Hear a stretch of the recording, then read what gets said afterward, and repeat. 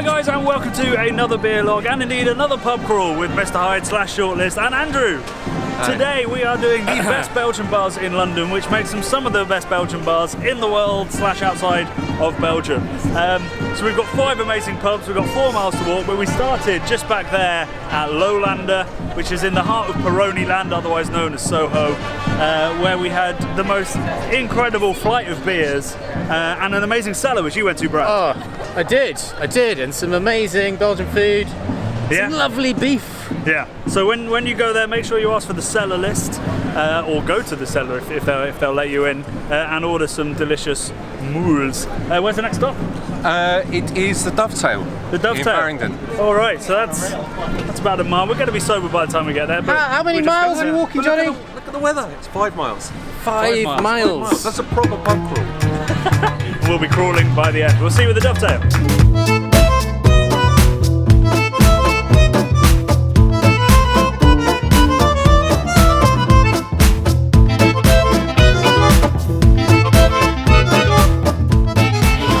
So this is the Dovetail, which is, apart from a Brewdog, the only place to really drink in Farringdon. And we have one of the best beers in the world in Westmount, which is a Trappist beer. Do you know what a Trappist beer is? Something to do with monks. Something to do with monks. Basically, Trappist beer has to be made by, or under the influence of monks, or indeed monks under the influence, within the walls of a monastery and only for good causes. And that's because it's the Trappist beliefs, the Benedictine monks, they believe in giving their whole life to God and to charity. Right. And the reason they started brewing is because actually they weren't allowed lunch according to these Benedictine rules, so they have what was literally called liquid bread, which is beer. So they brewed their own beer for lunch, and then they started selling it because it was so damn good. And they started having visions. Started really running through those fields of wheat.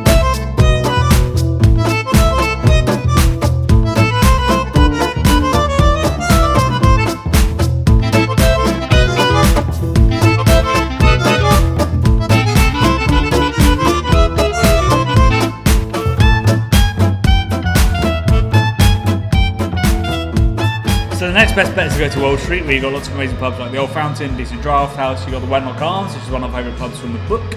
Brilliant. But you also have Craft Beer Co., the gaudy, red-painted Craft Beer Co., where we dug out a 2013 Driefontein and Gers, much to my excitement. Mm-hmm. And that, I mean, the draft list is incredible for the UK, but in the fridges, the Belgian stuff is great. It's a massive selection. You should have seen the man's disappointment when I walked in and I was like, we're just looking at bottles, and he sort of looked at his like 40 taps and went, oh. But I was like, ooh, Driefontein. So yes, that's a great place to go, particularly if you like bottled lambics, that kind of stuff. And then we walked off to the Dove, which I think is the longest leg of the journey. And the Dove is actually a sister of the Dovetail. Yes. Like a bigger, trendier version because it's on Broadway Market. Yeah, if you're going to be on Broadway Market, you have to be big and trendy. Also, I would like to say, from a personal point of view, at my second date with my wife, and we got very drunk on Belgian beer and played Scrabble. That was your second date? That was our second date. We'll play Scrabble. Romance ain't dead. I love that pub. I prefer it to the Dovetail. I think it's got a really unique, oaky, traditional, but also very modern vibe. And it does Thai food, and I fucking love a pad Thai with beer. I think it's a really good beer and food match. Mm-hmm. So the reason I want to talk about this beer is because we did a video, which you can see at the end of this, which is about the comparison of this and the world's rarest beer, Westvaleteren 12. Yes, Battle of the 12. Battle of the 12. But this is a better beer. That's what we concluded. St. Bernardus 12 is a better beer. And an amazing little factoid that I didn't manage to sneak into the video that we had is that apparently, like 1 in every 1,000 bottles of this beer, the monk winks. What? So I don't know whether that's true. The brewery said it, but if that is true, please, if you've had one, tell us, send us a photo so that we know that this is true. Winky McMonkey. Winky McMonkey, that's what they call it.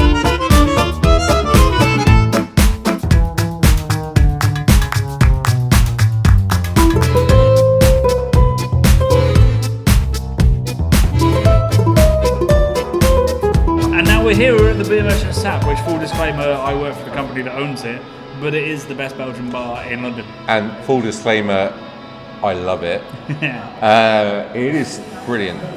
Yeah, so we have a permanent lambic line, always 3 or 4 other Belgians on, and then in the fridge we have basically 3.5 fridges just full of amazing indie Belgian beers. If you love the Belgian, If you love the Belgian, Yeah. this is the place to come. Yeah. I think. And we have cages that are like aging Cantillon, aging Tilcan, all kinds of exciting stuff. And we'll soon have a blendery in the back. It's going to be a little bit of Belgium outside of the EU. Yeah, it's going to be fine. And there are cages with monks in as well that you've managed to trap. Is that? Huh? No? I thought you had some monks out the back in cages. Oh yeah, the monks in cages. I think the Belgian beer's getting to you, buddy. Yeah. But that's the thing with Belgian beer. I've got to bring this point in. Why does it get you so drunk? Because literally everyone I know has a pissed up Belgian beer story. Even my mum has a story of when she went to Brussels, and I'm not going to go into details, but it's not the sort of thing you want to hear. Did your mum go into details? She did. Oh, right. Yeah. The simple answer is because it's really strong. Belgian beer is much stronger. They've got the cafe culture. They'll have a smaller measure. They'll sip at it.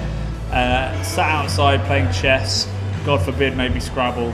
And they'll sip at it. Whereas in the UK, we have a pint kind of culture. But notably, we haven't had a single pint tonight. It's always been stem pours, which I think is great. It's nice to mix it up. Mm. Yeah, that's why. It's just a different kind of drinking culture, and I think it's important to embrace both. I love pint culture. I love like stemware, sipping at it. I love the American like schooner kind of 7%, like in the middle kind of strength, drinking it almost like a pint but not.